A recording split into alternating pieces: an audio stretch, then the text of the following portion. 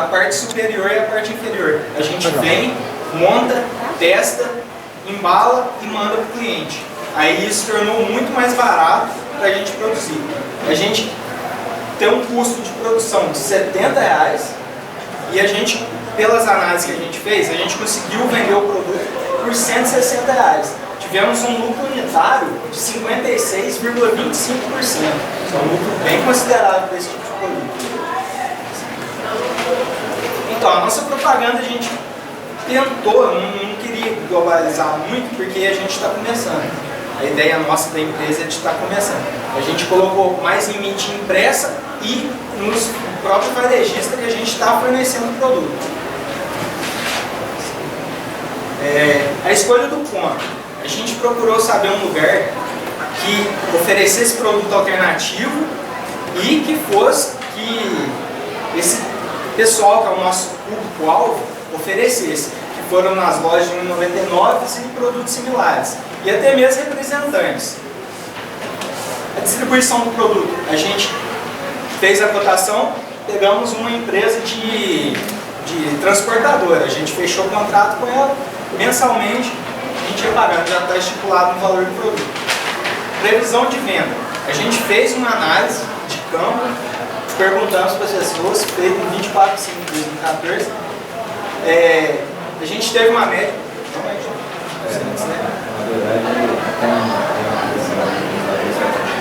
Ele vai representar mais para frente. Foram 53 e meias, né? 53 peças e meia por dia.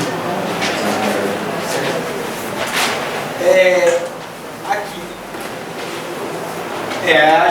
A proposta contempla ganho de produtividade. Aqui é o seguinte, quanto a gente vai produzir por mês? A gente estabeleceu porque esse produto não vende em pico todas as áreas do ano. A gente vende mais no verão e no inverno ele tem uma queda. A gente estabeleceu uma média para a gente não ter estoque muito alto em certo tempo e estoque muito baixo. A gente trabalha sempre com o estoque mais justo. Aí a gente teve aquela média, que eu vou apresentar num gráfico mais para frente. Aqui, ó. Aqui está o gráfico que a gente tem mês que a gente vai vender só 300, mas tem mês que é 1.900. E a gente estabeleceu uma média que ia dar 43,25 peças por dia. E aqui o Edinho vai estar representando a coisa. Então, gente, boa noite. É o seguinte, essa primeira parte do trabalho, na verdade, o trabalho está dividido em três, né? A primeira parte a gente está apresentando o produto, né? O produto e a ideia da empresa. E agora aqui entra assim, no foco do trabalho, que é a gestão da produção. É aquilo que está diretamente correlacionado com o tema, que é a gestão da produção. Não sei se o pessoal sabe, hoje as indústrias trabalham com uma variação grande de mercado, né? Concorrência forte, muito produto chinês. Então, a gente procurou diversos autores e cada autor tem um ponto de vista, tem uma forma de estar passando essa parte de gestão de produção diferente.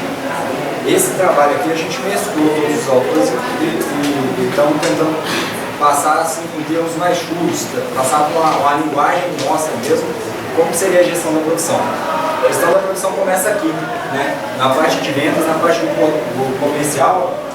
E para mim projetar minha vida, projetar minha empresa, meus meios produtivos lá, eu precisava saber para quantas peças que eu ia fazer. Então, esse é o primeiro prospecto, esse é o primeiro passo na gestão da nossa produção. É saber quantas peças, pode passar por favor, que eu vou vender. Aí, no caso, pegando aquele gráfico lá e transformando em números, né? Dá 10.380 peças ano, que eu dividi por 12 meses e dividi por 20. Por que por 20? Porque 20 são os dias, considerando os dias úteis do mês. Tudo isso daqui é para chegar no meu tempo de produção da minha peça. Porque quando eu sei que em 20 dias do mês eu tenho que produzir 43 peças, então dentro de um dia tem que sair 43 peças. Quanto tempo que vai levar o meu produto desde o início até o final, né? Qual vai ser o ciclo time dele, qual vai ser o tact time dele? Dá por volta de 677 segundos. Esse número a gente chega calculando as horas, que é 8,14. Isso aqui, na verdade, é meio que um padrão quando a gente está mexendo com balanceamento de linha, quando a gente está mexendo com esse primeiro turno aqui, que geralmente as fábricas é das 7 às 5. Então a gente multiplica 8,14 por 3,600 para converter essas horas para minutos. E convertendo essas horas para minutos, eu divido pela quantidade de peça do dia. Que eu vou achar o meu tempo da peça. Esse tempo da peça, esse task time, é a base para me calcular como que eu vou fazer meu produto. Já que eu sei que para fazer 43 peças, cada peça tem que sair a 11 minutos e 30.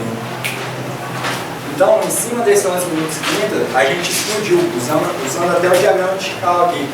Explodimos em máquina, em matéria-prima, em método, em mão de obra e até em meio ambiente. Pode passar. O resultado dessa explosão foi a gente pegar o nosso produto e desmembrar ele. O que eu quero dizer com esse máquina, com esse matéria-prima? Eu quero dizer o que é preciso para a gente montar ele ali. Primeiro, né, a gente tem a parte de cima, eu tenho a parte de baixo, eu tenho o cooler, eu tenho a parte dos parafusos. Então, a gente quebrou o nosso produto e a gente quebrou o nosso processo de tal forma a encaixar cada parte desse desenvolvimento do produto, encaixando em 11 minutos e 30. Então a gente foi quebrando, até cada posto conseguir esse tempo de 11 minutos e 30. Pode passar. Então, uma vez quebrado esse tempo, desenvolvemos a nossa linha de produção. Esse daqui é um esboço do que seria a linha de produção 5. É o esboço de cada processo. Um processo que na verdade é dividido em 6 partes, mas com dessas 6 partes, 4 partes úteis e 2 partes como almoxarifado e a parte de expedição, né, que é a parte de embalagem, a parte de colocar os rótulos no produto, e a parte útil que a gente vai passando no decorrer desses slides. No caso, começaria com a parte de almoxarifado, né, optamos por uma formação de linha, onde se trabalha com a preparadora pega tanto quanto a parte de baixo, tanto quanto a parte de cima, e divide na linha. Pode voltar uma vez por vez. A preparadora, no caso, trabalha aqui dividindo. Eu vou até explicar por aqui que vai ficar melhor essa explicação. Então, a gente agregou em cada processo, por exemplo, no processo da direita, a parte da montagem do cooler na parte superior. A parte da esquerda, que é uma parte mais detalhista, a parte da montagem da parte elétrica. É aquela caixinha que estava mostrando lá, que tem um potenciômetro e tem botão de desliga. Então, a gente só conseguiu enxergar isso aí na hora que a gente pegou o nosso produto e a gente mesmo montou, né? Fomos quebrando até chegar nesses 11 minutos e 30, que é o meu task time, que é o meu tempo de produção. Aí, passando para os processos posteriores, a gente também está querendo usar uma metodologia igual a metodologia Toyota, que é a qualidade garantida no seu próprio posto. A gente já consegue fazer gauge, fazer dispositivo passo no passo, fazer Pocayoke, fazer, no caso, para garantir na onde tem que garantir o dimensional, para garantir na onde que tem que garantir o encaixe das peças, alguns tipos de detecções, já para trabalhar nessa linha, nessa ideia de qualidade assegurada no próximo posto, de não fazer errado, não receber errado. Todos os embasamentos daquelas filosofias japonesas que a gente usa no conceito do manufacturing e do TPS. Pode passar. Essas são as partes que eu estava explicando. Então, que nem eu falei, uma vez que a gente desmembra, talvez esse desmembramento hoje seja motivo de grandes desperdícios nas fábricas hoje, principalmente manufatura. Hoje o engenheiro de produção, eu falo por experiência própria, que eu vejo no meu cotidiano lá. O cara não conhece o produto. Uma vez que ele não conhece o produto, como é que ele vai gerir uma linha de produção? Então, o nosso foco é justamente isso, é conhecer o processo e conhecer o produto. Conhecer o produto a ponto de conhecer cada parte até ele ficar pronto.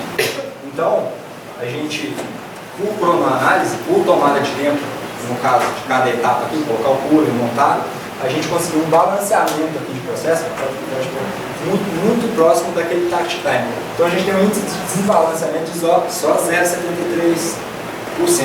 Ou seja, o tempo do meu operador no posto é 99,3%, agrega valor ao produto. A gente não tem desperdício de movimento, não tem, procurando uma condição ideal para fazer o nosso produto mesmo. Agora eu vou estar passando para o André, que é mais a parte de custeio que a gente também levantou. A gente fez a estimativa, na verdade, de cada processo, de cada máquina, de cada passo que o André está falando. Bom, boa noite a todos. Para quem não me conhece, eu sou o André, a gente já disse, a parte financeira, né, que é a parte boa da empresa, é apenas uma estimativa que a gente fez, porque, por exemplo, veículo, maquinário, aluguel, tudo oscila com o tempo.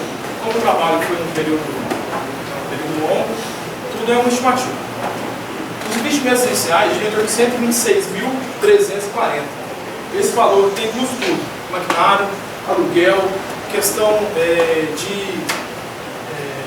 as despesas legais, por exemplo, bombeiro, alvará. A gente fez um levantamento bem detalhado para que a empresa possa ficar o mais próximo do real, mesmo sendo essa estimativa.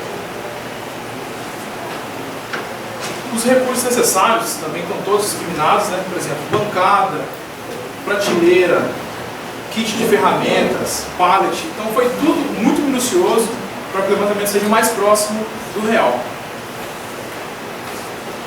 Aqui a gente tem discriminação, por exemplo, da bancada, R$350, material elétrico, as gôndolas, pallet, kit de ferramenta, tudo pensando nos mínimos detalhes para que o processo possa ser o mais perfeito possível. Análise financeira, né? A gente focando na matéria de custos, né? Unidade de custos. A gente tem matéria-prima, que é a parte do bolo maior ali, né? As despesas fiscais, que a gente colocou em ICMS, mas não é só ICMS, tem outros tributos também, a gente não vai entrar em detalhe, porque não é a nossa parte tributária, mas estão inclusos também as despesas diversas e manutenção dos consumidos, dos materiais consumidos na fábrica. Nos 83 mil, como é a maior parte do bolo, né, a parte significativa, a gente trouxe um novo gráfico mostrando no que é injetado esse dinheiro. Por exemplo, a arruela, porca, o cooler, cada detalhe fica mais próximo do real. As despesas operacionais, folha de pagamento, aluguel, que é o custo fixo, que é 16 mil. Pelo volume do processo, o custo fixo é muito baixo. As despesas variáveis, por exemplo, se a gente produzir, a gente recebe. Não é uma empresa de tanto risco por ser o custo fixo relativamente baixo.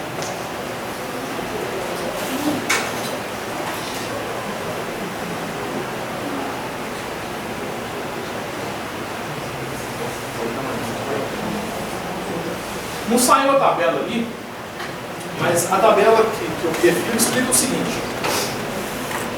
Então, para mim, não saiu a tabela. Mas a tabela é bem simples. A gente pega a nossa receita bruta, subtrai os custos fixos e os custos variáveis e dá uma renda, eu não me lembro o valor, mas se eu não me engano é 37 mil nos quebradinhos líquidos, subtraindo todo o custo produtivo. Tirando 20% desses 37 mil, aqui está em 9 também, mas é porque deu um probleminha, né? Em 17 meses, depois fazendo a conta, a gente consegue explicar certinho. Desses 37 mil, 20%, em 17 meses a gente repõe o capital investido inicialmente. Então, assim, pelo porte da empresa, 17 meses não é um período muito longo. O retorno a gente tem em curto prazo, né? Em 2 anos a gente consegue ter de volta todo o capital investido, usando 20% apenas do nosso lucro líquido. Se os sócios, por exemplo, abrirem mão, né, dos outros 80% e jogarem 50% para o retorno, para quitar a empresa, a gente consegue ter um retorno muito mais rápido. Bom, para quem trabalha com SolidWorks, a gente tem uma ferramenta que chama Sustainability. Essa ferramenta, o que ela faz? A gente coloca do que o produto é feito, por exemplo, madeira, que não é o caso, mas só para ilustrar bem como é feito.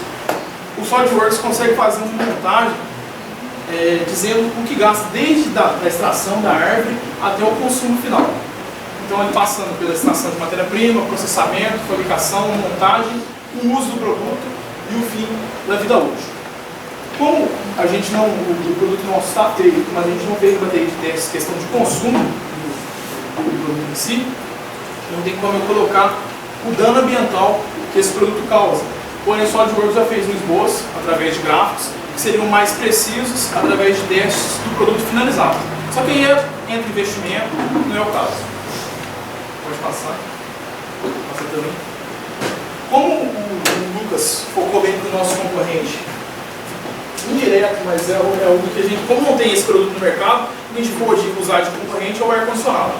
O ar-condicionado utiliza do R22, do R134, do R606, que são gases que agridem a atmosfera. Mesmo não tendo CFC, que faz buracos, né, na camada de ozônio, dizendo de uma forma grosseira, o R22 ele contribui para o efeito estufa, que acaba contribuindo para o aquecimento global. Esse é um passo muito grande, que além da economia do produto, do preço, ele tem uma sustentabilidade, um pensamento sustentável, vamos dizer assim.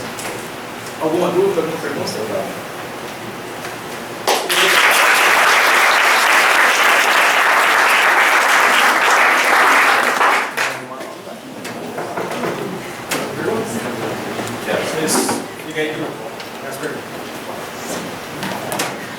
Fizeram uma estimativa de vendas do produto. Quase vocês tiraram dados para dizer que no mês de junho e julho eles vão ter uma venda média de 350 peças por mês. Que tipo de estudo vocês usaram? Na pesquisa quantitativa a gente fez, na verdade, do semestre passado, que foi um trabalho de empreendedorismo. Só não tem ela agora em mãos, mas eu tenho muitos recursos. Outro na faculdade, para a gente trabalhar, na verdade, era outra pesquisa. Quantos funcionários vão ter na empresa, na produção? A produção são 7 funcionários, são um para coordenar, 6 diretamente ligados à distribuição. Desses 6, 4 trabalham agregando valor diretamente. Um para a mercado e um para a específica. Alguém gostaria de fazer alguma pergunta? Não? Para.